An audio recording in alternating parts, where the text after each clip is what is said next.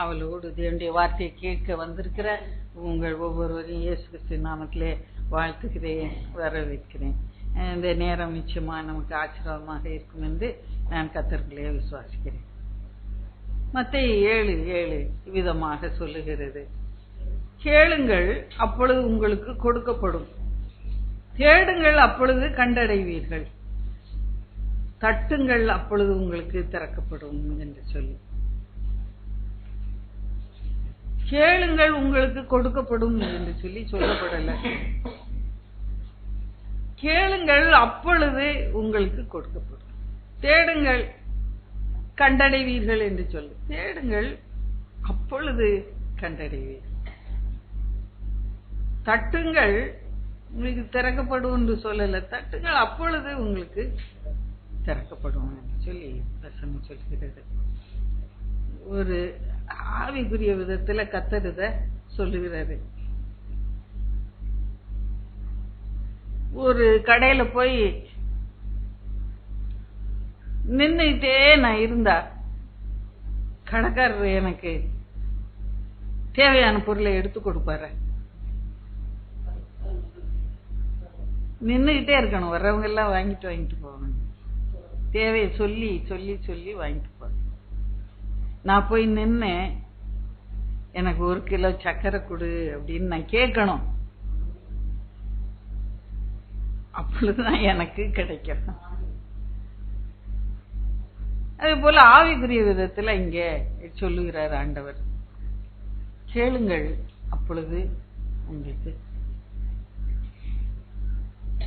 கொடுக்கப்படும், கொடுக்கப்படும் என்று சொல்லி சொல்லுகிறார். ஆவிக்குரிய விதத்துல பார்க்கும்போது ஆண்டவர்கிட்ட ஜெபிக்க எங்களுக்கு போதியும்னு கேட்டாங்க, ஜெபிக்க உடனே கற்றுக் கொடுத்தாரு, கேட்கும்போது அதை பெற்றுக்கொண்டாங்க. சந்தேகங்கள் எல்லாம் கேட்டாங்க, ஏன் நம்ம உபாசிக்கல, யோவான் உடைய அப்ப சீஷர் மட்டும் உபாசிக்கிறாங்களேன்னு கேட்கிறாரு. அப்போ அதுக்கும் ஒரு பதில் சொல்லி, ஜெபிக்க போதியும் எங்க விசுவாசத்தை வர்த்திக்க பண்ணும் அப்படி என்று கேட்கும்போது ஆண்டவர் அவங்களுக்கு ஜெபிக்க கற்றுக் கொடுத்தார், பரமன்ல ஜெபத்தை கற்றுக் கொடுத்தாரு, விசுவாசத்தை வர்த்திக்க பண்ண அநேக காரியங்களை சொல்லி கொடுத்தார்.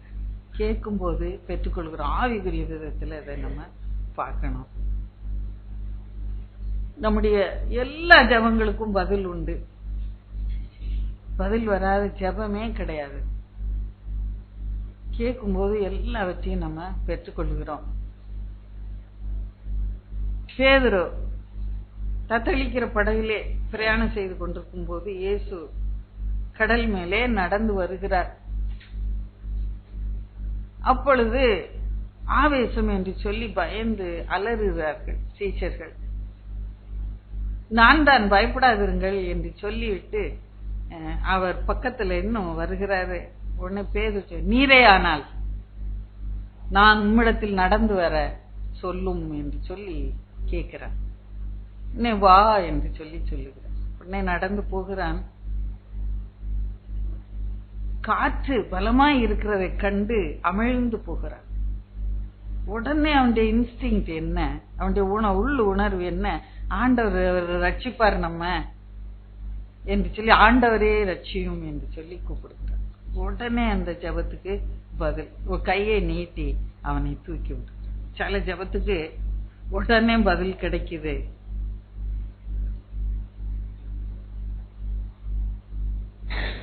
சில நேரம் தாமதமாக வருகிறது பதில். தேடுங்கள் கண்டடைவீர்கள் என்று சொல்லி யோவான் 11ஆம் அதிகாரத்திலே லாசரு மரித்து போகிறான். அவர் சுவீனமாய் இருக்கும் போதே சொல்லி அனுப்புறாங்க, நீ நேசிக்கிற உடைய சிநேகிதன் வியாதியாய் இருக்கிறான் வரும் என்று. வியாதியா இருக்கிறான்னு கேட்ட உடனே அதே இடத்துல இன்னும் 4 நாள் தங்கி அதுக்கு பிறகு மரித்த பிறகு போகிறான். சீலையிலே சுற்றி கல்லறைக்குள்ளே வைத்து கல்லை வைத்து அடைத்தாயிற்று. அதுக்கு பிறகு போகிறார். ஆனாலும் ஆண்டவர் இயேசு அங்க போய் நின்று கல்லை எடுத்து போட சொல்லி லாசருவே வெளியே வா என்று சொன்ன போது மரித்தவன் உயிரோடு எழுந்து வந்தான் என்று சொல்லி தாமதமாக பதில் வருகிறது. சில நேரம் பேதுருவுக்கு பதில் கொடுத்தது போல உடனடியா நமக்கு பதில் கிடைக்கல.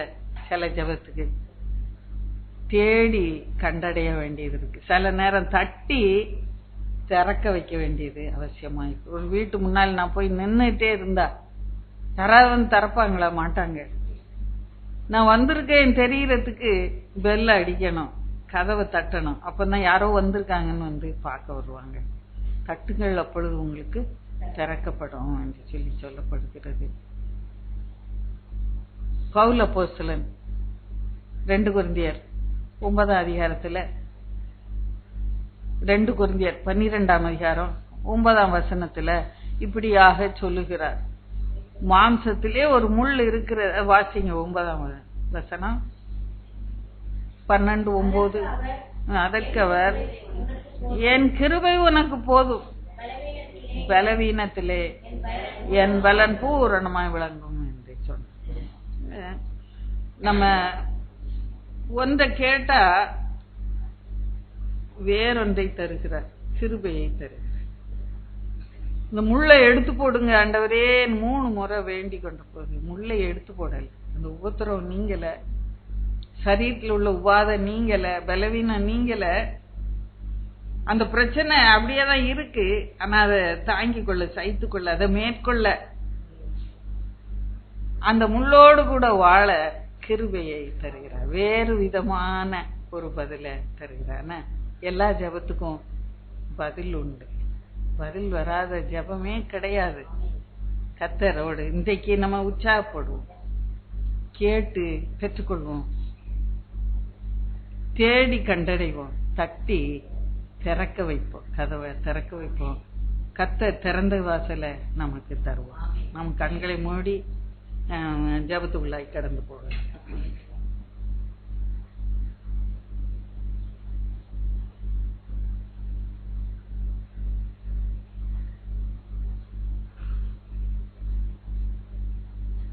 தாவீதரசன் மைந்தா நின் சரணம் சரணம் எந்தா, தாவீதரசன் மைந்தா நின் சரணம் சரணம் எந்தா, சதானந்தா வானந்தா பூவந்தாள் மீக வந்தனம் வந்தனம் இயேசுராஜா என்னை ஆளும் நேசா, இயேசுராஜா என்னை ஆளும் நேசா, இயேசுராஜா.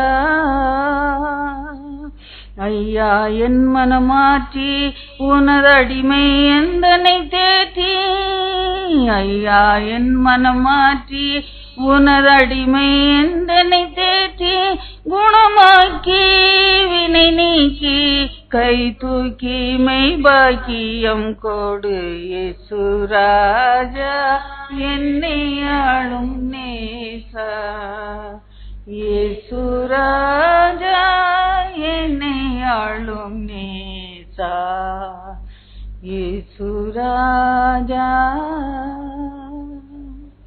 பேசும்படியார் கேட்கிறோம். இயேசு கிறிஸ்துவின் பரிசுத்த நாமத்திலே ஜெபித்து துதிக்கிறோம் எங்கள் நல்ல தகப்பனே. ஆமென் ஆமென். உச்சாமா சொல்லுவோம்.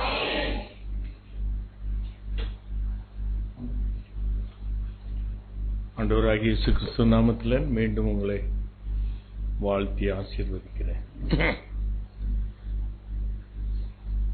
யோவான் எழுதின சுவிசேஷம் 1ஆம் அதிகாரத்தை திறந்து வைத்துக் கொள்ளும். சில வசனங்களை வாசிக்கிறேன், கவனமாய் கேளும். என்னுடைய மன கண்களை திறந்த வசனங்கள் 26 நான் வாசிக்கிறேன். யோவான் எழுதின சுவிசேஷம் 1ஆம் அதிகாரம் 26 வாசிக்கிறேன். யோவான் அவர்களுக்கு பிரதியுத்தரமாக, நான் ஜலத்தினாலே ஞானஸ்நானம் கொடுக்கிறேன், நீங்கள் அறியாதிருக்கிற ஒருவர் உங்கள் நடுவில் நிற்கிறார். நல்லா கவனிக்கணும். I want you to very carefully listen to these words. நீங்கள் அறியாதிருக்கிற ஒருவர் உங்கள் நடுவில் நிற்கிறார். அவர் எனக்கு பின் வந்தும் என்னிலும் மேன்மையுள்ளவர். அவருடைய பாதரட்சியின் வாரை அவிழ்ப்பதற்கும் நான் பாத்திரன் அல்ல என்றான். இவைகள் யோர்தானுக்கு அக்கறையில் யோவான் ஞானஸ்நானம் கொடுத்த பெத்தாபராவிலே நடந்தன. மறுநாளில் யோவான் இயேசுவை தன்னிடத்தில் வர கண்டு, இதோ உலகத்தின் பாவத்தை சுமந்து தீர்க்கிற தேவா ஆட்டுக்குட்டி, எனக்கு பின் ஒருவர் வருகிறார், அவர் எனக்கு முன் இருந்தபடியால் என்னிலும் மேன்மை உள்ளவர் என்று நான் சொன்னேனே, அவர் இவர்தான். நானும் இவரை அறியாதிருந்தேன். இவர் இஸ்ரவேலுக்கு வெளிப்படும் பொருட்டாக நான் ஜலத்தினாலே ஞானஸ்நானம் கொடுக்க வந்தேன் என்றார். பின்னும் யோவான் சாட்சியாக சொன்னது, ஆவியானவர் புறாவை போல வானத்திலிருந்து இறங்கி இவர் மேல் தங்கினதை கண்டேன். நானும் இவரை அறியாதிருந்தேன்.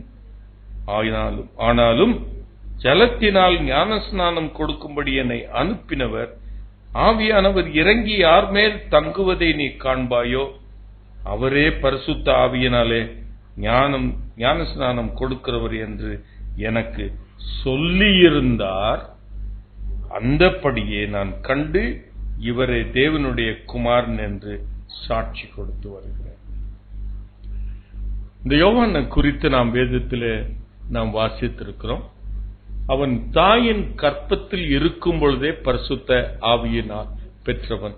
எல்லாம் கவனிக்க பிரியமா. அவன் சொல்லுகிறது ஒரு முக்கியமான ஒரு காரியமாக இருக்கு. இவரை நான் அறியாதிருந்தேன் என்று 2 தடவை சொல்லுகிறார். அந்த வசனங்கள்ல நான் இவரை அறியாதிருந்தேன் என்று சொல்லுகிறார். முதல்ல அவர் என்ன சொல்கிறார்? நீங்கள் அறியாதிருக்கிற ஒருவர். இயேசு அந்த நாட்களிலே ஊழியத்திற்கு வருவதற்கு முன்பாக இயேசு தம்மை யாருக்கும் வெளிப்படுத்தாத நிலையிலே அவர் சொன்ன வார்த்தை, நீங்கள் அறியாதிருக்கிற ஒருவர். ஆனால் இவனும் இவரை நான் அறியாதிருந்தேன் என்று சொல்லுகிறான். சொன்னவன் இதை நீங்க நல்லா கவனிக்கணும். அறியாதிருந்தேன் என்று சொல்லுகிறாரே ஒழிய, அவர் ஆவியானவர் அநேக காரியங்களை அவருக்கு சொல்லி இருந்தாராம். I want you to come into my wavelength. நான் அவர் அறியாதிருந்தேன் என்று சொல்லுகிறான். ஆனால் அவருக்குள்ள இருந்த ஆவியானவர் அநேக காரியங்களை சொல்லி இருக்கிறார். என்ன சொல்லி இருக்கிறார்? அவர் மேன்மை உள்ளவர் என்று சொல்லி இருக்கிறார். ஆவியானவர் அவருக்குள் இருந்த நாமும் கர்த்தரை ஏற்றுக்கொண்டிருக்கிறோம், ஆவியானவரை பெற்றுக் கொண்டிருக்கிறோம். ஆவியானவர் அநேக காரியங்களை நம்மிடத்தில் பேசுகிறார். ஆமாவா இல்லையா? நம்மை உணர்த்துகிறார். அப்படி இருந்தும் அவர் உணர்த்தின காரியங்கள், அவர் சொல்லிய காரியங்கள், அவர் மேன்மை உள்ளவர், அவர் எனக்கு பின் வந்தும் எனக்கு முன்பாகவே இருக்கிறவர், இவைகளெல்லாம் ஆவியானவர் அவருக்கு சொல்லி இருந்தார், உணர்த்தி இருந்தார். நல்லா கவனிங்க பிரியமானவர்களே. அப்படியும் அவர் சொல்லுகிறார், இவரை அறியாதிருந்தேன் என்று அவர் சொல்லிக்கொண்டே வருகிறார். நம்முடைய நிலைமையை கொஞ்சம் யோசிச்சு பாருங்க. நாமும் அவரை குறித்து நாம் என்ன பண்ணியிருக்கோம்? அறிந்திருக்கிறோம், இல்ல? வாசித்திருக்கிறோம், பிரசங்கங்களை கேட்டிருக்கிறோம், இயேசுவானவர் யார் என்று நாம் உணர்ந்திருக்கிறோம். ஆனாலும் இயேசுவை நீங்கள் அறிந்திருக்கிறீர்களா? இந்த கேள்வியோட தான் நான் இன்றைக்கு ஒரு மெசேஜ் நான் கொடுக்க போகிறேன். யோவானை குறித்து நான் இந்த வசனங்கள் என்னுடைய உள்ளத்திலே பேசினதுக்கு முன்பாகவே பல ஆண்டுகள். யோவானை குறித்து நான் அநேக காரியங்களை நான் பிரசங்கித்திருக்கிறேன். அவன் எரிந்து பிரகாசிக்கிற விளக்காய் இருந்தான் என்று பல வாலிப ரிட்ரீட்ஸ்ல பேசி இருக்கிறேன் அவனை குறித்து. ஆனாலும் இந்த காரியத்தை ஆண்டவர் என் கண்களை திறந்த நாட்களிலே நான் அநேக உண்மைகளை கண்டறிந்தேன். எனக்குள் இருக்கிற ஆவியானவர் தேவனை குறித்து அநேக காரியங்களை சொல்லி இருந்தாலும், எல்லாம் கவனிக்கணும், சொல்லி இருந்தாலும், அநேக காரியங்கள் அவரை குறித்து கேள்விப்பட்டிருந்தாலும், அநேக காரியங்களை அவரை குறித்து நான் படித்திருந்தாலும், யோவான் சொல்லுகிறார், நான் இன்னும் அவரை அறியாது. இவ்வளவு தேவனை பற்றி சொல்லப்பட்டு உணர்த்தப்பட்ட ஒரு மனுஷன், நான் இவரை அறியாதிருந்தேன். அந்த ஆவியானவர் இன்னொரு காரியத்தையும் சொல்லியிருக்கிறார். It is a beautifully paraphrased passage. நீங்க இதை திரும்ப திரும்ப வாசித்தீங்கன்னா உங்களுக்கு அநேக காரியங்களை கர்த்தர் உங்களுக்கு உணர்த்துவார்.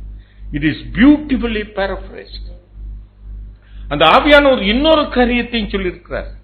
நான் இயேசு வெளிப்படும் பொருட்டு நான் உங்களுக்கு தண்ணீரினால் ஞானஸ்நானம் கொடுக்கிறேன், ஆனால் எனக்கு பின் வருகிறவரோ உங்களுக்கு பரிசுத்த ஆவியினால் ஞானஸ்நானம் கொடுப்பார். அதெல்லாம் ஆவியானவர் சொன்ன காரியங்களை சொல்லுகிறார். அப்படி இருந்தும் நான் இவரை அறியாதிருந்தேன். அதை நல்லா கவனிக்கணும். இவைகள் எல்லாம் சொல்லி, இதோ உலகத்தின் பாவத்தை சுமந்து தீர்க்கிற தேவ ஆட்டுக்குட்டி என்று அவர் உணர்த்தப்பட்டு சொல்லுகிறார்.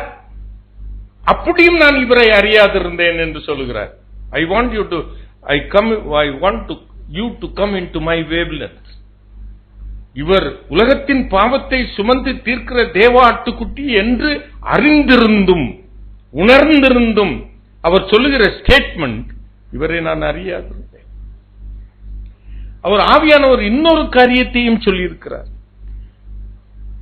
ஆவியானவர் அந்த அறியாத அவரை குறித்து இன்னொரு காரியத்தையும் சொல்லியிருக்கிறார்.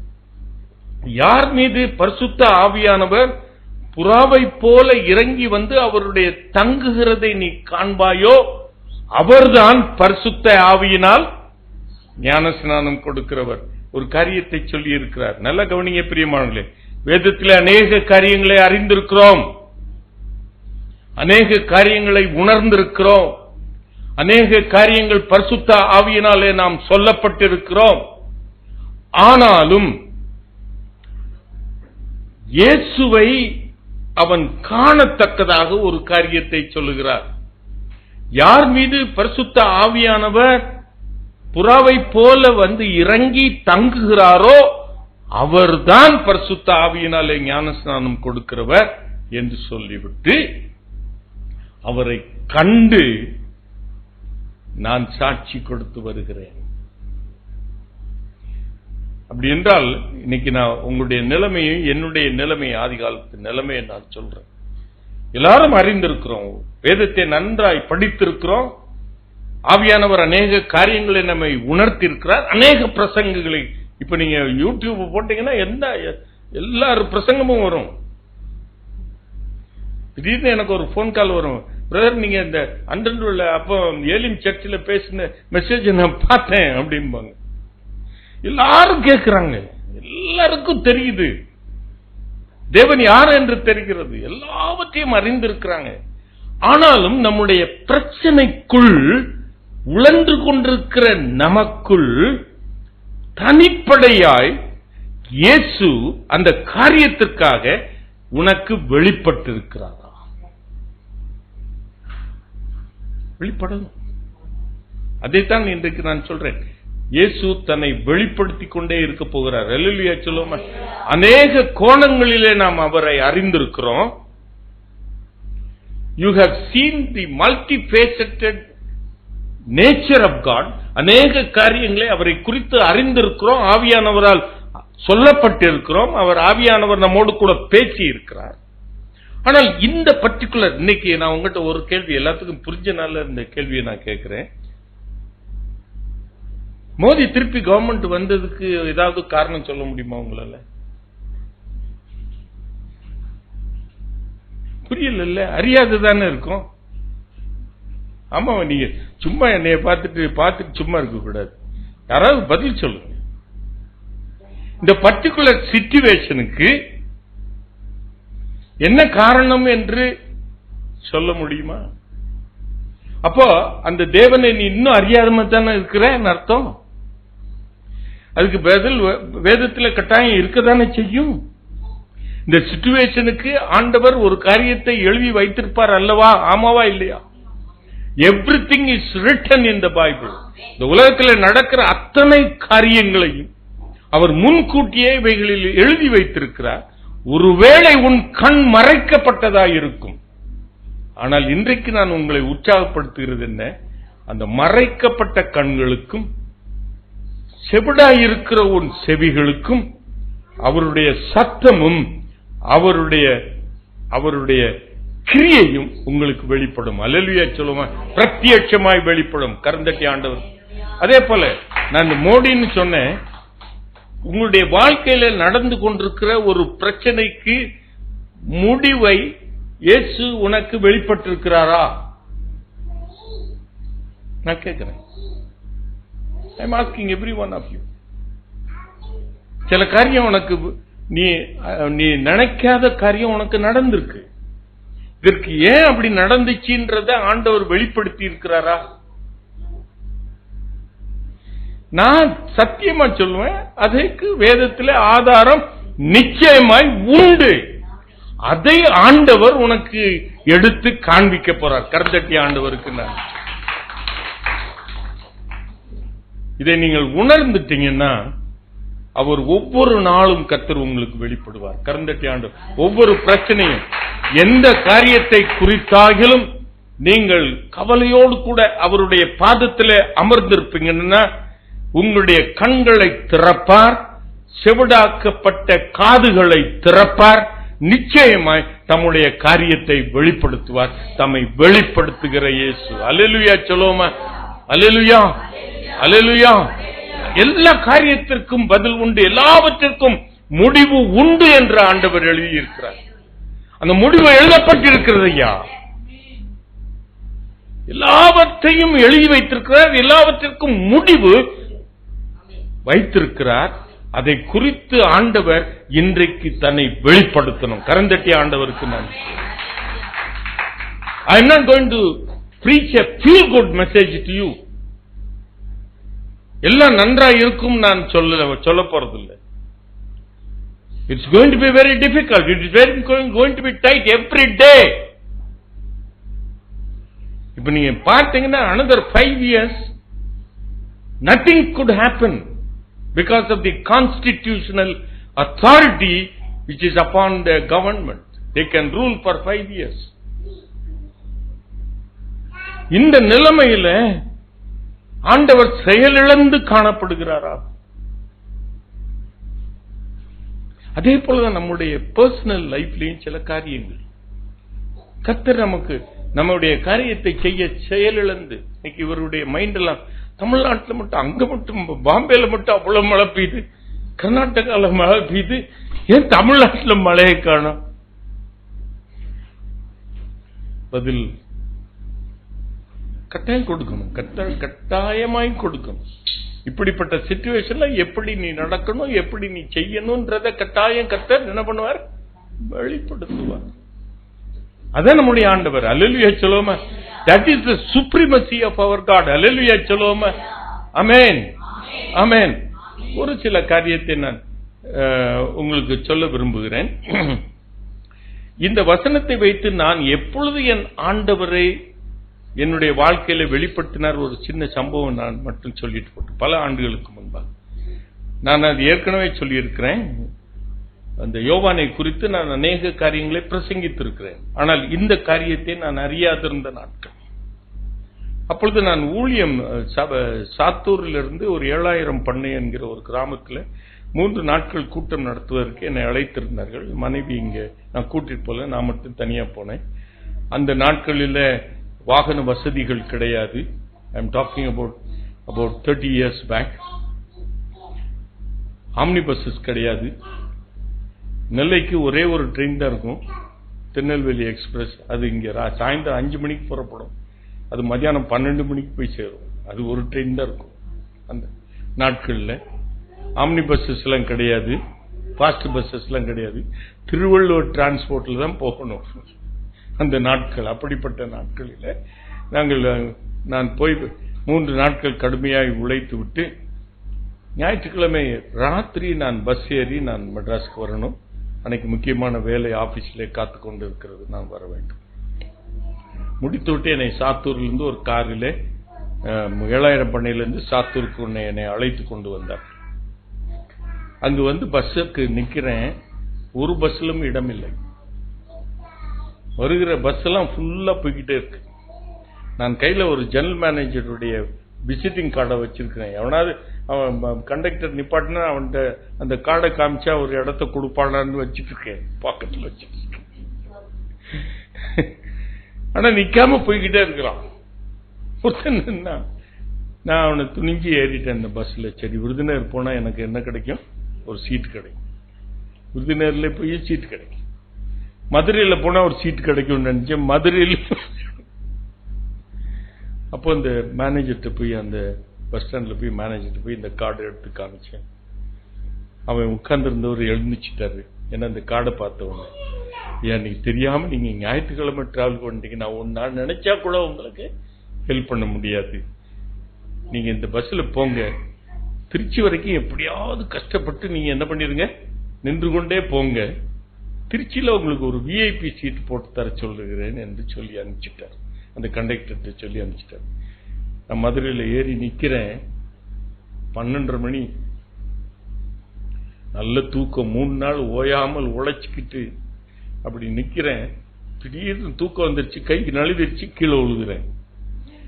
இப்படிப்பட்ட ஒரு நிலைமையில ஒரு மனுஷன் எப்படி இருப்பான்? வேதத்தை அறிந்தும் உணர்ந்தும் ஆண்டவரை குற்றி எல்லாம் தெரிந்தும் பிரசங்கித்தும், அப்ப ஆண்டவர்கிட்ட முறுமுறுக்கிறேன், ஆண்டவரே உம்முடைய ஊழியத்தை செஞ்சிட்டு வரேனே, இந்த தெரு நாய் போல நடத்துகிறீரே அப்படி என்று சொன்னேன்.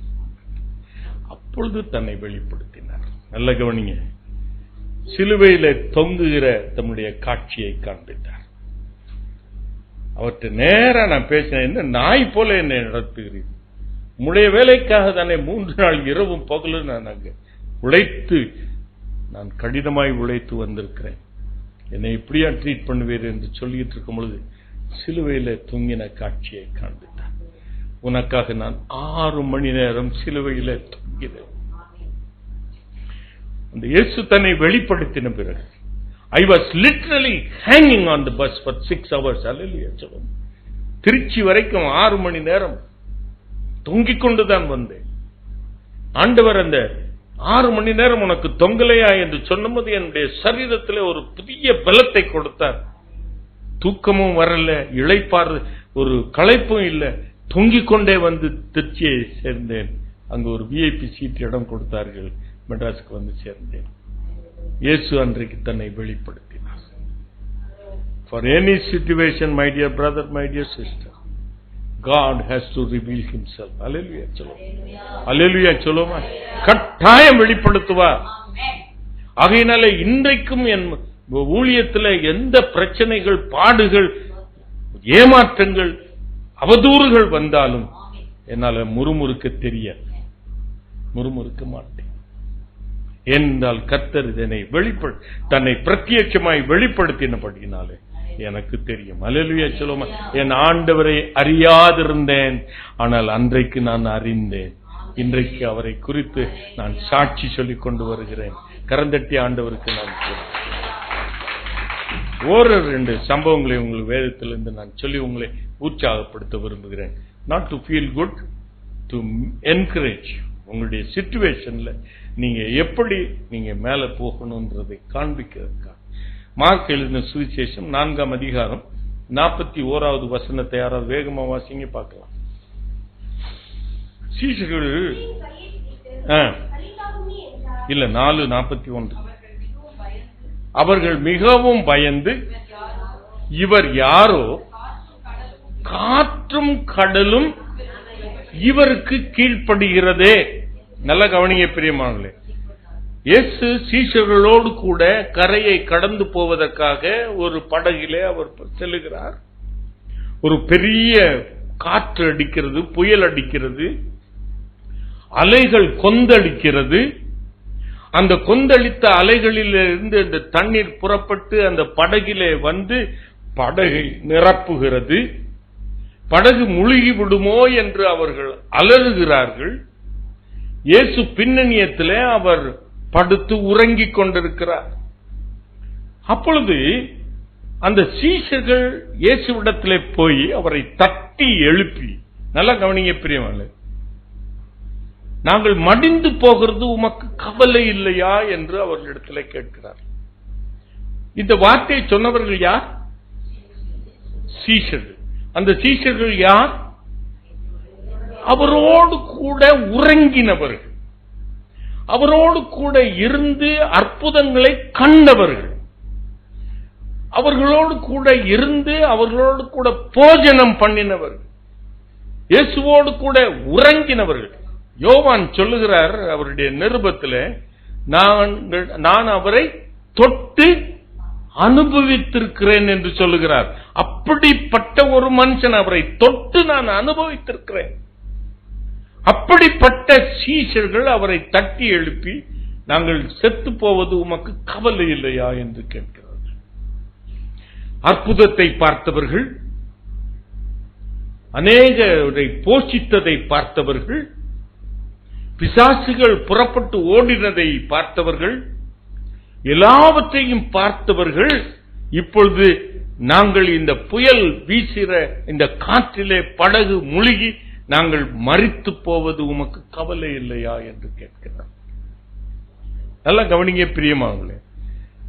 கடைசியாய் அவர் காற்றையும் கடலையும் அதட்டி அமைதிப்படுத்தின பின்பு அவர்கள் சொல்லுகிறார்கள், இவர் யாரோ, காற்றும் கடலும் அலைகளும் இவருக்கு கீழ்ப்படுகிறதே. நல்லா கவனிக்கணும். அப்போ இந்த காற்றும் கடலும் கீழ்ப்படுகிற இவருடைய வார்த்தைக்கு கீழ்ப்படியும் என்று அவர்கள் அறியாதிருந்தார்கள். அல்லேலூயா சொல்லுவோமா? அல்லேலூயா, அல்லேலூயா. அவருக்கு அவன நோய்க்கு தலைவலிக்கு ஒரு சோகம் கொடுக்க தெரியும், 5000 பேத்துக்கு போஷிக்க தெரியும், பிசாச துரத்த தெரியும். ஆனா காற்றையும் கடலும் இவருக்கு கீழ்ப்படுகிறதே என்று அவர்கள் ஆச்சரியப்படுகிறார்கள், அதை அறியாதிருந்தார்கள். அல்லேலூயா சொல்லுவோமா? நல்லா கவனிங்க. இதுதான் உங்களுடைய வாழ்க்கையில ஒரு பிரச்சனைக்கு நீங்கள் அதற்கு அவர்தான் சொல்யூஷன் என்பதை நீங்கள் அறியாதிருக்கிறீர்கள். அல்லேலூயா சொல்லுவோமா? அல்லேலூயா.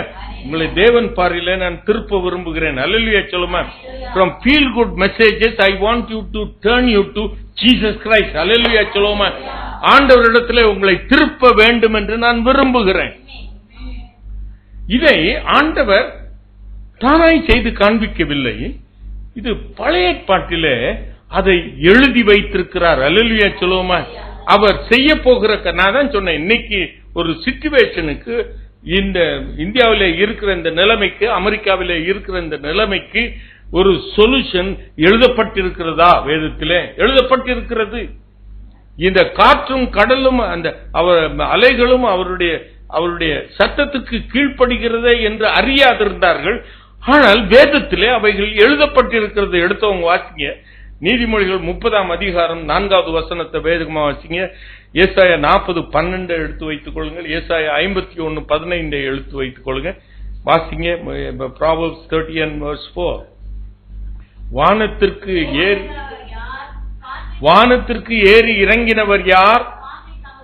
காற்றை தன் கைப்பிடியில் அடக்கினவர் யார்? தண்ணீர்களை வஸ்திரத்திலே கட்டினது யார்? உங்களுக்கு அறியுமா? 40:12 வாசிங்க. ஏசாயால தண்ணீரை தன் கைப்பிடியால் அளந்து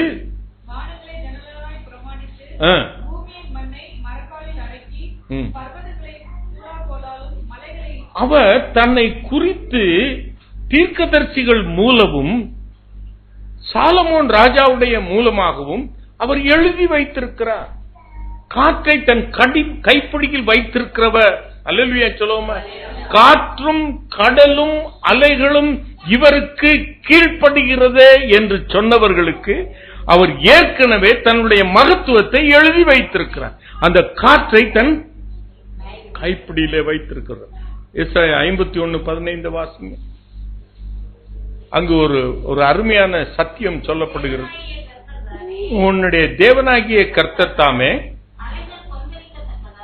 அலைகள் கொந்தளிக்கத்தக்க நல்ல. அப்போ அலைகளை கொந்தளிக்க வைக்கிறது யார்? அவர் எழுதி வைத்திருக்கிறார். கொந்தளிக்கத்தக்கதாய் சமுத்திரத்தை குலுக்குகிறது யார்? அலைகளை உண்டாக்குகிற கர்த்தரால் தான் அலைகளை நிறுத்த முடியும். கரந்தட்டி ஆண்டு அதை மகத்துவங்களை எழுதி வைத்திருக்கிறார். அதை நிரூபிப்பதற்காகத்தான் கர்த்தர் இன்றைக்கு வெளிப்படுகிறார். உங்க நிஜமா நீங்க இதை கவனிக்கணும்.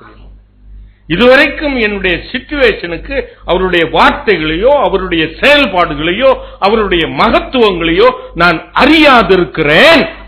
இன்றைக்கு அறிய வைக்கும்படியாய் தம்மை வெளிப்படுத்த போகிறார். கரந்தட்டி ஆண்டவருக்கு நன்றி சொல்ல. இந்த வேதத்திலிருந்து நான் சொல்ல விரும்புகிறேன். மோசேக்கும் சில காரியத்தை அவர் வெளிப்படுத்தல. நல்லா கவனிங்க பிரியமானவர்களே. அவரோடு கூட முகமுகமாய் பேசினவன், ஆண்டவரோடு கூட அவன் அவன் பிரத்யட்சமாய் பேசினவன், முகமுகமாய் தரிசித்தவன். அவன் சொல்லுகிறான், ஆண்டவர்கிட்ட கேட்கிறான், ஆண்டவரே நீ அந்த எகிப்துக்கு போய் அவர்களை மீட்டுக் கொண்டு வா என்று சொல்லுகிறார். அப்பொழுது நான் பார்வோனிடத்திலே உம்முடைய நாமம் என்று அவன் கேட்ட, அவருடைய நாமம் என்ன என்று கேட்டால் நான் என்ன சொல்லுவேன் என்று சொல்லுகிறார். அப்பொழுது இருக்கிறவராய் இருக்கிறேன் என்று என் நாமத்தை சொல்லு, இருக்கிறவர் சொல்லுகிறார் என்று சொல்லு என்று. அதை அப்படியே அவன் எடுத்துக்கொண்டு போகிறான். எடுத்துக்கொண்டு பார்வோனிடத்திலே போய் சொல்லுகிறான், யார் உன்னை அனுப்பினது? இருக்கிறவராய் இருக்கிறேன் என்று இருக்கிறவர் சொன்னார் என்று சொல்லுகிறான். அந்த தேவனை நான் அறியேனே என்று சொல்லுகிறான். எனக்கு அன்புக்குரியவர்களே, அப்பொழுது மோசேக்கு கொஞ்சம் ஒரு இடரல் உண்டாகிறது. நீ போய் அவர்களை அழைத்துக் கொண்டு வா என்று சொன்னாரே, ஆனால் இவர் யாரு தெரியாதுங்கிறான், விடமாட்டேங்கிறானே. ஆண்டவர்கிட்ட அவன் போய் கேட்கிறான். 5ஆம் அதிகாரம் எக்ஸோடஸ் 5ஆம் அதிகாரம் கடைசி வசனத்தையும் 6ஆம் அதிகாரம் முதல் 6 வசனத்தையும் நீங்க வாசித்து பாருங்க. அங்கு வேதம் சொல்லுகிறது, ஆண்டவர்கிட்ட சொல்றான், ஆண்டவரே உம்முடைய நாமத்தை நான் என்றைக்கு அவனிடத்துல எடுத்து சென்றேனோ அந்த தினத்திலிருந்து அவன் ஜனங்களை உபத்திரவப்படுத்துகிறான். நீர் இன்னும் அவர்களை என்ன பண்ணலையே? நம்முடைய கேள்வி அதானே சார். இந்த மோடி என்னை உபத்திரவப்படுத்துகிறான், இன்னும் எங்களை விடுவிக்கலையே நீங்க. அதான நம்முடைய கேள்வி. உம்முடைய நாமத்தை நான் எடுத்துக்கொண்டு போனேன், ஆனால் அவன் உபத்திரவப்படுத்துகிறான், இன்னும் நீங்க என்ன பண்ணல? கர்த்தர் அமைதியா அவனிடத்துல ஒரு வார்த்தையை பேசுகிறார். மோசே, நான் சர்வ வல்லமையுள்ள தேவன் என்கிற நாமத்தினாலே தான் 6ஆம் அதிகாரம் ஆபிரகாமுக்கும் ஈசாக்குக்கும் யாக்கோபுக்கும் நான் அறியப்பட்டிருக்கிறேன், யெகோவா என்கிற நாமத்தினாலே நான் அறியப்படவில்லை, இப்பொழுது அறிவார்கள். அல்லேலூயா சொல்லுவோமா? ஓங்கிய புயத்தோடும் மகா தண்டனைகளினாலும் அவர்களை அழைத்துக் கொண்டு வருவேன். கரந்தட்டி ஆண்டவருக்கு நன்றி. நாம் நினைச்சுக்கிட்டே இருக்கிறோம் பிரியமானவர்களே, தேவன் இதை ஒன்றும் கண்டு சும்மா இருக்கிறாரோ என்று நாம் நினைத்துக் கொண்டிருக்கிறோம். ஆனால் நான் நிச்சயமாய் நான் உணர்கிறேன், என் ஆண்டவர் எல்லாவற்றையும் அவர் செய்ய ஆயத்தமாய் இருக்கிறார். கரந்தட்டி ஆண்டவருக்கு நன்றி. He wants only your mindset to turn up to him. அல்லேலூயா சொல்லுவோமா? உங்களுடைய மனநிலைமை கர்த்தரை, நீங்களுடைய தீர்க்கதரிசிகளையோ அல்லது ஃபீல் குட் பிரசங்கத்தையோ அல்லது ப்ராபசியோ நீங்கள் நோக்கி பார்க்காதபடிக்கு உன் ஆண்டவரை நோக்கி பார்க்கணும். அல்லேலூயா சொல்லுவோமா?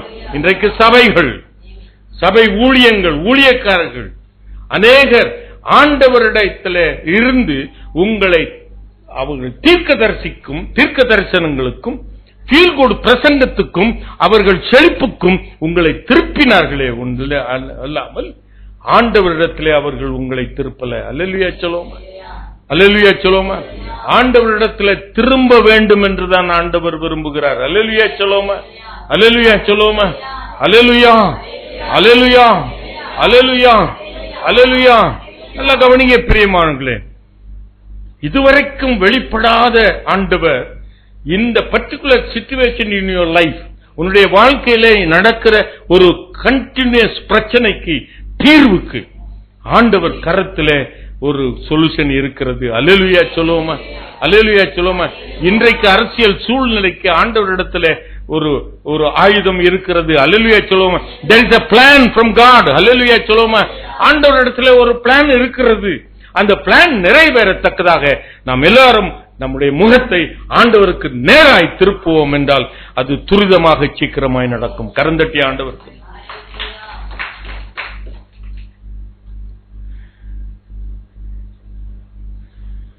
மோசேயிட்ட ஆண்டவர் சொன்னாரு, அவருடைய நாமத்தையும் எடுத்துக்கொண்டு போனா, அவன் கையில தன்னுடைய ஆட்டு இடையனுடைய கோலையும் எடுத்துக்கொண்டு எட்டுக்கு போறான். அவன்கிட்ட இருக்கிறது ஒண்ணும் இல்லை. அவன்கிட்ட இருக்கிறது என்ன இருக்கு? அவருடைய நாமம், இன்னொன்னு அவனிடத்துல இருக்கிற கோல். இன்றைக்கு உன்கிட்ட என்ன இருக்கிறது?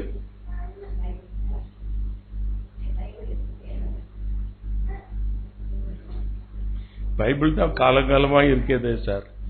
ஷெல்ஃப்ல இருக்கு, இன்னொரு ஷெல்ஃப்ல இருக்கு, அந்த காருக்குள்ள இருக்கு, ஆபீஸுக்கு போற பேக்ல இருக்கு, எல்லா இடத்துலயும் பைபிள் இருக்கு. ஆண்டவர் அவனுடைய கரத்தில் இருக்கிற இந்த கோலை கொண்டு ஆண்டவர் தன்னுடைய மகத்துவங்களை நிறைவேற்றுகிறார்.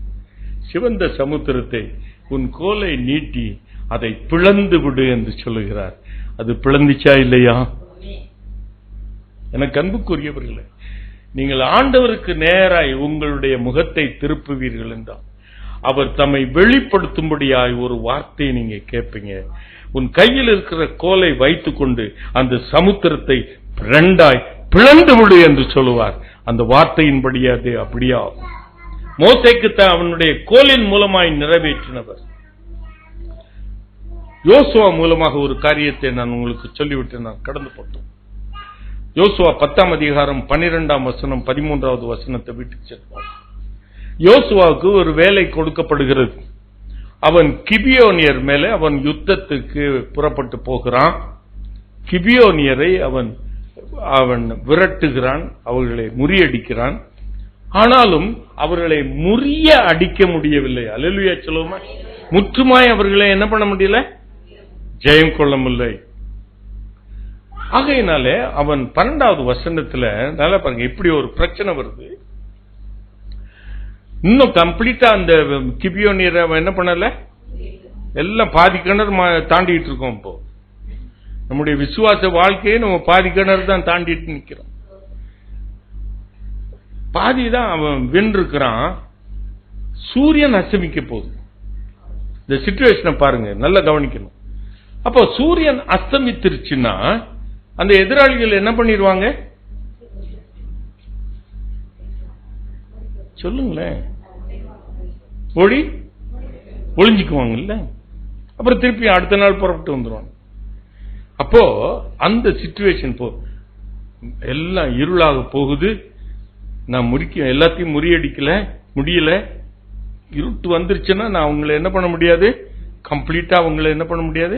மேற்கொள்ள முடியாது. இந்த சமயத்திலே 12வது வசனம் சொல்லுகிறது, அவன் கர்த்தரிடத்திலே அவன் பேசுகிறான். என்ன பேசியிருப்பான்னு நீங்க யோசிக்கிறீங்க? கொஞ்சம் எலாபரேட் பண்ணுங்க. அது பேசி என்றுதான் போட்டிருக்கு. அவன் என்ன பேசியிருப்பான்? உங்க பிரச்சனைக்கு நீங்க கர்த்தரிடத்துல பேசிக்கிட்டே தான் இருப்பீங்க. நேற்று 3/4 மணி நேரம் ஒரு தங்கச்சி, ஊழியம் பண்ற தங்கச்சி எனக்கு தூத்துக்குடியில இருந்து போன் பண்ணா. அவ பேசிக்கிட்டே தான் இருக்கா. 3/4 மணி நேரமும் அவளுடைய பிரச்சனையை பேசிக்கிட்டே தான் இருக்கிறான். அவ அந்த பிரச்சனைக்கு நான் பதில் கொடுக்கணும்னு நினைப்பேன். என்னை பதில் கொடுக்க என்ன பண்ண மாட்டேங்கிறா.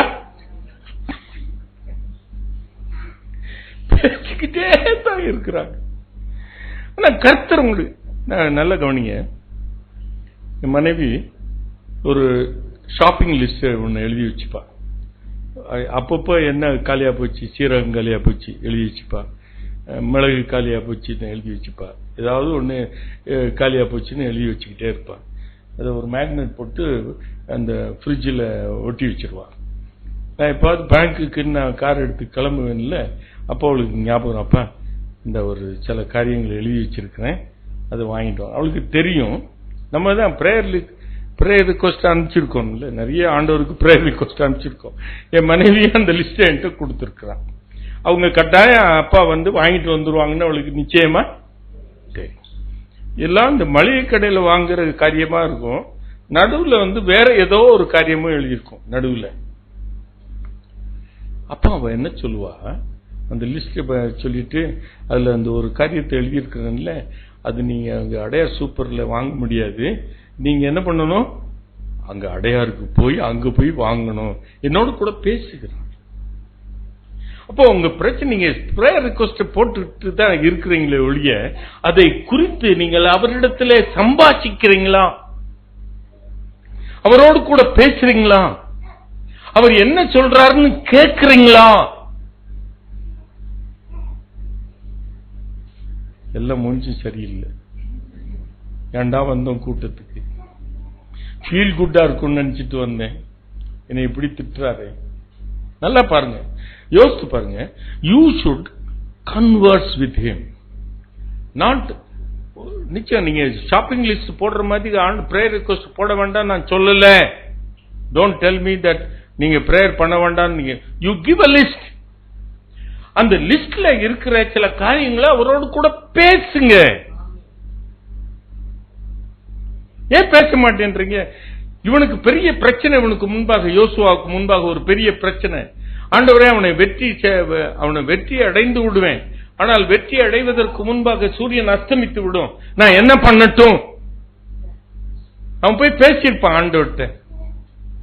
அப்போ அவன்கிட்ட பேசியிருப்பார். அப்போ சூரியனை நிறுத்தி வச்சுட்டா என்னன்னு கேட்டிருப்பாரு. அப்ப சொல்லியிருப்பாரு, சூரியன் நிப்பாட்டி இல்லாமா அப்படின்னு கேட்டிருப்பாரு. என்ன சிரிக்கிறீங்க எல்லாரும்? கேட்டிருப்பாரா இல்லையா? சரி நிப்பாட்டிடலாம் அப்படின்னு சொல்லியிருப்பான். அப்போ போய் பேசு. நேரம் வரான், ஆண்டவர்கிட்ட பேசிட்டு வெளியே வரான். சரி, சூரியனை பார்த்து சொல்றான், நீ கிபியன் மேல தரித்து நில்லுங்கிறான். சந்திரனை பார்த்து நீ ஆயிலோன் பள்ளத்தாக்குல போய் தரித்து நில்லு. அப்படியே நிக்குது. சத்துருக்களை முறியடிச்சு முடிக்கிற வரைக்கும் சூரியன் அந்த தரித்த இடத்திலே அப்படியே நின்று கொண்டிருக்கிறது. அல்லேலூயா சொல்லுவோமா? உன் வாயிலிருந்து ஒரு அதிகாரமுள்ள வார்த்தையை கர்த்தர் உனக்கு கொடுப்பார். மோசே இடத்தின் கோலின் மூலமாக கர்த்தர் தன்னுடைய மகத்துவத்தை வெளிப்படுத்தினவர். உன் நாவிலிருந்து புறப்படுகிற அந்த வார்த்தையினாலே கர்த்தர் தன்னுடைய மகத்துவத்தை. ஆகையினாலே உங்களுடைய வாயிலிருந்து கெட்ட வார்த்தைகள் புறப்பட வேண்டாம், தூஷணமான வார்த்தைகள் புறப்பட வேண்டாம், அதிகாரம் உள்ள வார்த்தைகள் புறப்பட்டு வரணும். அல்லேலூயா சொல்லுமா? உன்னுடைய இருக்கிற அந்த பிரச்சனைக்கு தீர்வு காணுகிற அந்த வார்த்தை உன் வாயிலிருந்து கர்த்தர் புறப்பட. ஆண்டவர் சொல்ல, அவரே நிப்பாட்டலையே இந்த சூரியனை. யார் நிப்பாட்டினா சொல்லுங்க சார்? யார் சூரியனை நிப்பாட்டினது? யோசுவா. ஏன் அவர் நிப்பாட்டி இருக்கலாம்ல? அவர் நிப்பாட்ட மாட்டார். ஆண்டவர் அதற்குரிய அதிகாரத்தை உன் வாயில அந்த வார்த்தையிலே கொடுப்பார். அல்லேலூயா சொல்லுமா? கரத்தின் கிரியைகளுக்கு நீங்கள் கட்டளையிடுங்கள். இப்ப அவர்கிட்ட போய் பேசாம கட்டளையிடுறதுக்கு நிறைய ஊழியக்காரர் இருக்கான். நம்மளை திசை திருப்புறதுக்கு நிறைய காரியங்களை சொல்லுகிறதுக்கு ஆட்கள் உண்டு. ஆனால் அவரிடத்துல பேசினதற்கு அப்புறம், அவர் சொன்னதற்கு அப்புறம் நீ சொல்லுகிறாயா? எனக்கு அன்புக்குரியவர்களே, இந்த நாட்களிலே நான் உங்களோடு கூட நான் பட்சமாய் கேட்டுக்கொள்வது என்னென்றால், வேதத்தை வாசிக்கிறதே நிப்பாட்டிட்டுன்னா வாசிக்காமே விட்டுறாதீங்கன்னு விட்டுட்டு, நிப்பாட்டிட்டு பாட்டு பாடுறத கொஞ்ச நேரம் விட்டு விட்டு, மற்ற ஜெபிக்கிற நேரத்தை விட்டு விட்டு ஆண்டவருடைய பாதத்திலே அமர்ந்திருங்கள். அவர் என்ன பேசுகிறார் என்பதை கேட்க கவனமாயிருங்கள். கரந்தட்டி ஆண்டவருக்கு நன்றி. அவர் தம்மை வெளிப்படுத்தட்டும். நீங்க பாட்டுக்கு பைபிள் வாசிக்கிட்டே இருப்பீங்க, ஜெபம் பண்ணிக்கிட்டே இருப்பீங்க, பாட்டு பாடிக்கிட்டே இருப்பீங்க. அவர் உங்களுக்கு சொல்லுகிற காரியத்தை கேட்கிறதற்கு அவருடைய பாதத்தில் அமர்ந்திருக்க தெரியலையே. ஜெபிக்க கற்றுத்தாருங்கள் என்று சொல்லி ஆண்டவர்கிட்ட ஜெபிக்க கற்றுக்கொண்டாங்க. 12 மணி நேரம் ஜெபம் நடக்குது, 24 மணி நேரம் 72 மணி நேரம் ஜெபம் நடக்குது. எல்லா ஜெபத்திற்கும் பதில் என்னாச்சு? மோடி திருப்பி வந்துட்டார். ஆண்டவர் என்ன சொல்லுகிறார் அந்த சிச்சுவேஷனுக்கு அமர்ந்து இருக்கலையே சார்.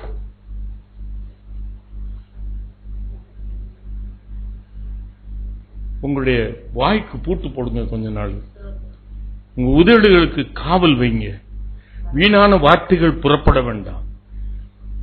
நாட் அது நெகட்டிவ் திங்ஸ் வாயிலிருந்து புறப்படவே வேண்டாம். அல்லேலூயா சொல்லுங்க. இந்த இடத்துல நான் செக்குலர் உலகத்தோடு நான் ஒத்துப்பறேன்.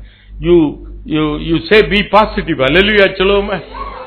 Be positive. Hallelujah சொல்லுவோம். ஆண்டவருடைய பாதத்தில் நீ அமர்ந்திருக்கும் பொழுது be positive. பலவீனனும் தன்னை பலவான் என்று சொல்லுவானாக. Here comes the positive feeling. எப்போ உனக்கு அந்த positive feeling? The positive feeling will come only in the presence of the Almighty God. Hallelujah சொல்லுவோமா? Hallelujah சொல்லுவோமா? Hallelujah சொல்லுவோமா? என் மனைவி சொன்னா, ஆண்டவரே இந்த முள்ளை எடுத்து போடுங்க, வலிக்குது, வேதனையா இருக்கு, என்னால ஊழியம் செய்ய முடியல. அப்ப ஆண்டவர்கிட்ட அவன் அந்த மைட்டி பிரசன்ஸ்ல அதை கேட்கிறான். ஆண்டவர் சொல்றார், என் கிருபை உனக்கு போதும் என்று சொல்லுகிறார். அந்த கிருபை தான் the positive.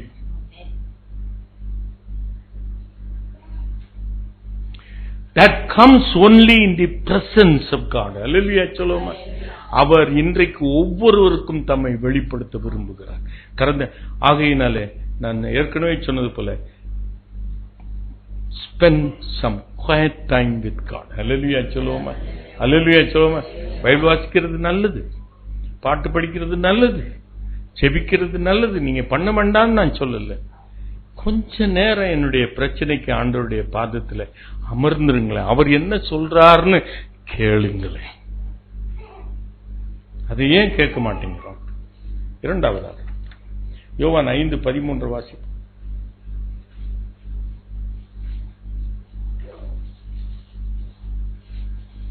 பெதஸ்தா குளத்தருகே ஒரு 38 ஆண்டுகளாய் ஒரு பலவீனப்பட்ட மனுஷன், வியாதியா இருக்கிற மனுஷன் நிற்கிறான். அவனை ஆண்டவர் சொஸ்தமாக்குகிறார். அவனிடத்திலே மற்றவர்கள் வந்து கேட்கிறார்கள், யூதர்கள் வந்து கேட்கிறார்கள். வாசிமாப்போ. அப்பொழுது சொஸ்தமாக்கப்பட்டவன் சொல்லுகிறான், என்னை சொஸ்தமாக்கினவர் இன்னார் என்று அவன் என்ன பண்ணல, அறியல. நல்ல கவனிங்க பிரியமானவர்களே. அநேக காரியங்கள் கர்த்தர் நமக்கு செய்திருந்தும் இயேசு என்று அறியாதிருக்கிறோம். அல்லேலூயா சொல்லுவோமா? அல்லேலூயா சொல்லுவோமா? இத்தனை காரியங்களை யோவானுக்கு ஆண்டவர் வெளிப்படுத்தி இருந்தும், ஆவியானவருடைய சொல்லி இருந்தும். நல்ல கவனிங்க. I want you to come back to John 1:28-34. திருப்பி அந்த இடத்துக்கு வாங்க. ஆண்டவர் அநேக காரியங்களை உணர்த்தி இருந்தார், சொல்லி இருந்தார், ஆயினும் நான் அவரை அறியாதிருந்தேன். இந்த நாட்களில் எல்லாவற்றையும் கர்த்தர் எனக்கு செய்திருக்கிறார், அவர்தான் செய்திருக்கிறார். ஆனாலும் அவரை நான் அறியாதிருக்கிறேன். என்னை சொஸ்தமாக்கினவர் யார் என்று நான் அவன் அறியாதிருக்கிறான். அல்லேலூயா சொல்லுவோம். அப்படி அறியாதிருந்தவன் அவனுக்கு சொஸ்தமாகினது உண்மைதான். ஆனால் இயேசு தன்னை பர்சனலா அவனை வெளிப்படுத்த வேண்டும் என்று வருகிறார். அவன் ஷாப்பிங் மால்ல இருக்கும்போது வரல. நீங்க உங்க ஷாப்பிங் மால்ல இயேசு வெளிப்படுவார் நினைச்சிட்டு உட்காராதீங்க. ஆண்டவர் எப்பொழுது தன்னை வெளிப்படுத்துகிறார்? அவனை ஜெப ஆலயத்திலே அவனை கண்டு தன்னை இயேசு என்று வெளிப்படுத்துகிறார். அவர் இயேசு என்று அறிந்த மாத்திரத்தில் அவன் வெளியே வந்து யூதர்களிடத்தில் என்னை சொஸ்தமாக்கினவர் இயேசு என்று சாட்சி கூறுகிறான். கரந்தட்டி ஆண்டவருக்கு நன்றி. Even by a slip of tongue I did that என்று உன்னாலே சொல்ல முடியாது. நீ இயேசுவை அறிந்திருப்பாய் என்றால், இயேசு உனக்கு வெளிப்பட்டிருப்பார் என்றால், you will never even by a slip of tongue I have achieved this என்று சொல்ல முடியாது சார். சொல்ல மாட்டேன். என்னை சொஸ்தமாக்கினவர் இயேசு என்று நான் அறிந்திருக்கிறேன். அல்லேலூயா சொல்லுவோமா? இதுவரைக்கும் யாருன்னு அறியாதிருந்தான், ஆண்டவர் தன்னை வெளிப்படுத்தினார். இதுவரைக்கும் நாம் இயேசுவை நாம் அறியாதிருக்கிறோம். ஆனாலும் இந்த up to December I am giving you a time.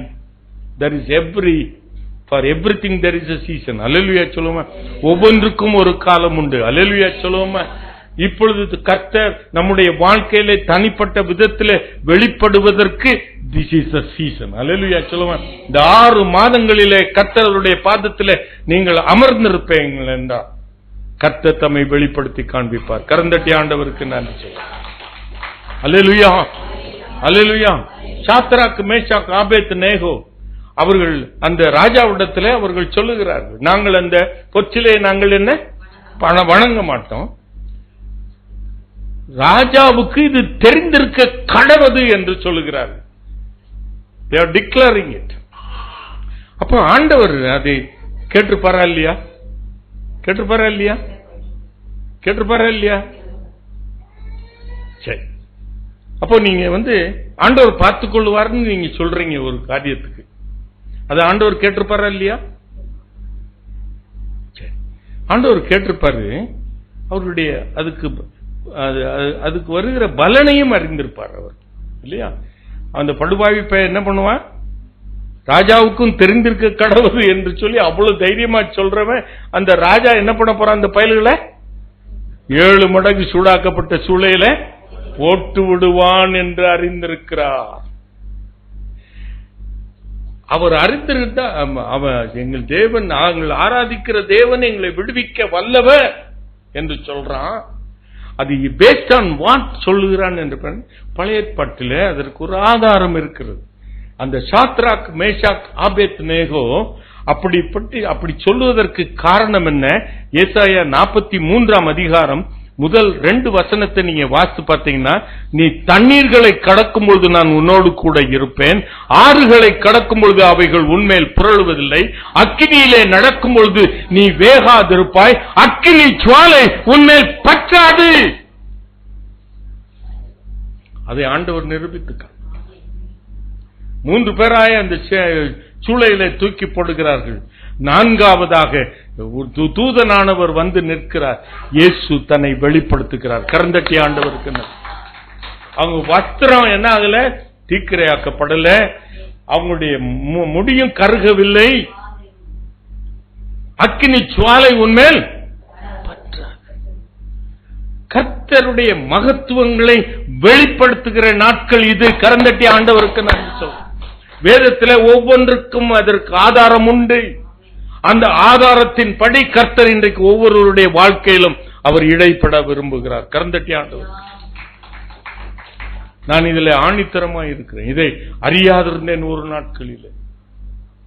அறியாதிருந்த நாட்கள் 10-15 ஆண்டுகள் பிரசங்கித்திருக்கிறேன் ஆண்டவரை குறித்து. ஆனால் அன்றைக்கு பஸ்ல திருவள்ளூர் டிரான்ஸ்போர்ட்ல தன்னை வெளிப்படுத்தினதற்கு பிறகு, அவரை அறிந்த பிறகு, அவரை தரிசித்த பிறகு, அவர் தன்னை பிரத்யட்சமாய் வெளிப்படுத்தின பிறகு என்னுடைய வாழ்க்கையில ஒரு பெரிய மாற்றத்தை நான் பார்த்தேன். இந்த மாற்றத்தை கர்த்தர் உங்களுக்கு இந்த நாட்களிலே கொடுப்பார். கரந்தட்டி ஆண்டவருக்கு நன்றி. யோவான் எழுதின சுவிசேஷம் 20ஆம் அதிகாரம் 14வது வசனம் வாசிங்க, வேகமா வாசிங்க.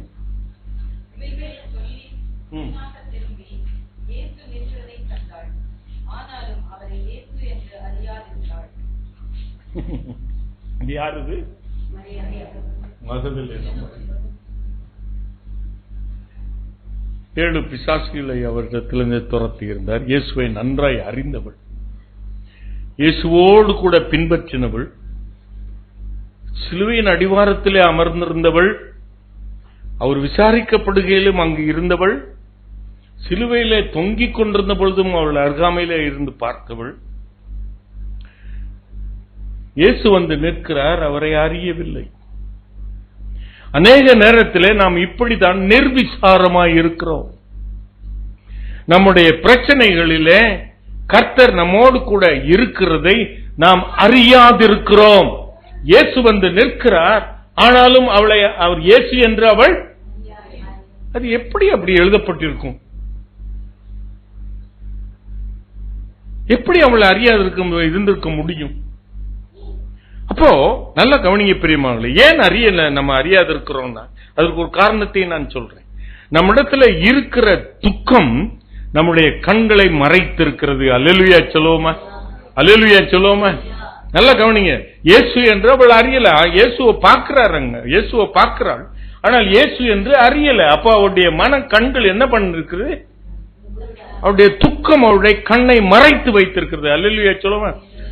உங்க கண்ணுதான் மறைக்கப்பட்டிருக்குன்னு அவர் என்ன சொல்றாரு? அவர் பேசுகிறார். நல்ல கவனிங்க பிரியமா, உங்களுடைய ஐம்புலன்களும் அடைக்கப்பட்டிருக்கிறது. நான் சொல்லுவேன், இந்த நாட்களில் இருக்கிற பிரச்சனைகள், பாடுகள் அல்லது உங்களுடைய ஆசைகள், நம்முடைய ஆசைகள் தான் நம்முடைய கண்களை மறைத்து வைத்திருக்கிறது. அல்லேலூயா சொல்லுவோமா? இன்றைக்கு நம்முடைய ஆசைகள், இன்றைக்கு நான் பென்ஸ் கார்ல போகணும், இல்ல நான் இப்படிப்பட்ட வீடு கட்டி நான் இப்படி இருக்கணும், நம்முடைய ஆசைகள், இது நம்முடைய கண்களை மறைத்திருக்கிறது. அந்த ஆசைகளை நிறைவேற்றுவதற்கு ஒருவர் பக்கத்தில் நின்று கொண்டிருக்கிறார் என்பதை அவரை நீ என்ன பண்ண முடியல? அறியாது. அவர் பேசுகிறார், நீ ஏன் அழுகிறாய்? யாரை தேடுகிறாய்? அப்ப கூட அவளுக்கு என்ன பண்ணல? செவி அடைக்கப்பட்டிருக்கு. அவர் வந்து தன்னை வெளிப்படுத்த விரும்புகிறதுக்கு பேசுகிறார், அதையும் அவளால முடியல. உங்க அப்பா கொடுத்த பேரை வச்சு கூப்பிடுறாரு, மரியாதை என்று கூப்பிடுகிறார். ரபூனி என்று அவருடைய பாதத்தில் விழுகிறார். எனக்கு அன்புக்குரிய இதை மனதில் வைத்துக் கொள்ளுங்கள். அநேக நேரத்தில் நாம் மரமண்டைகளாய் இருந்து கொண்டிருக்கிறோம். நானும் அப்படிப்பட்ட மரமண்டையாய்த்தான் இருந்தேன். அவர் வந்து நிற்கிறார், அவரை அறியாதிருந்தேன். அவர் என்னிடத்தில் பேசுகிறார், அவர் பேசுகிறது நான் அறியாதிருந்தேன். மரமண்டையாய்த்தான் இருந்தேன். நானும் அப்படிப்பட்டவனாய்த்தான் இருந்தேன். ஆனால் அவர் இன்னும் தன்னை வெளிப்படுத்த விரும்புகிறார். கரந்தட்டி ஆண்டவர், மரமண்டையான எனக்கும் தன்னை வெளிப்படுத்தினவர் உங்களுக்கு எப்படி வெளிப்படுத்தாமல் இருக்க முடியும்? கட்டாயம் வெளிப்படுத்துவார். எனக்கு அன்புக்கு அவர் மங்கி எரிகிற திரியை அணையாமல் பாதுகாக்கிறவர், நெறிந்த நாணலை முறிக்காமல் பாதுகாக்கிறவர். உனக்குள் இருக்கிற அந்த சின்ன விசுவாசத்தை எப்படி அவர் அழித்து போடுவார்? அவர் உன்னுடைய கண்கள் அடைக்கப்பட்டிருக்கிறது, உன்னுடைய செவிகள் அடைக்கப்பட்டிருக்கிறது, ஆயினும் அவர் தம்மை வெளிப்படுத்த விரும்புகிறார். கரந்தட்டி ஆண்டவருக்கு நான் கடைசியா ஒரு வசனத்தை சொல்லிவிட்டு நான் முடிக்கிறேன்.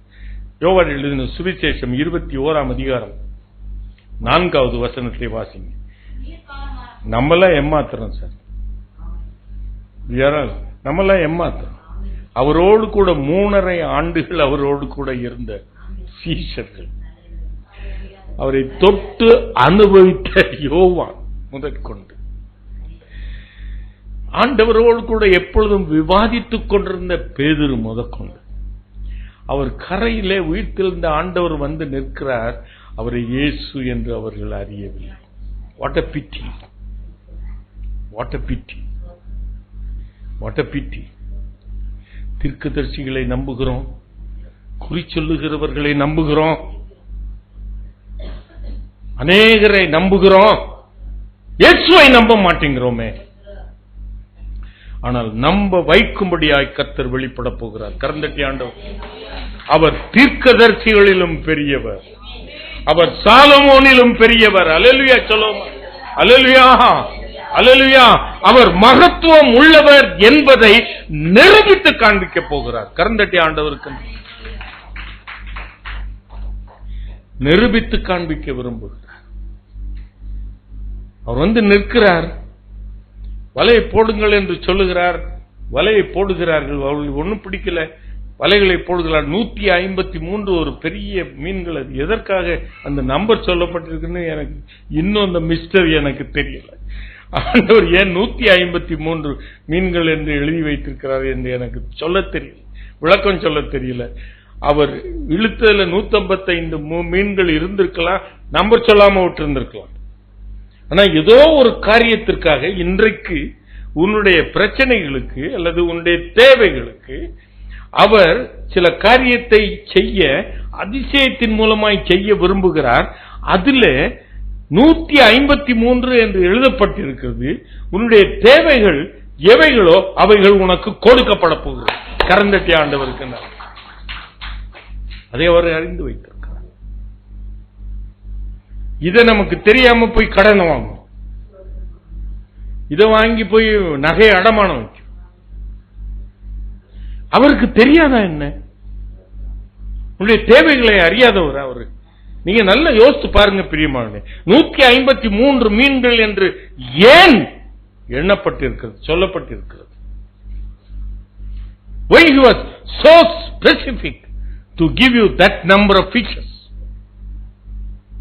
Why not more, not less? அதுக்கு அதிகமாகவும் கொடுக்கல, அதுக்கு குறைவாகவும் கொடுக்கல.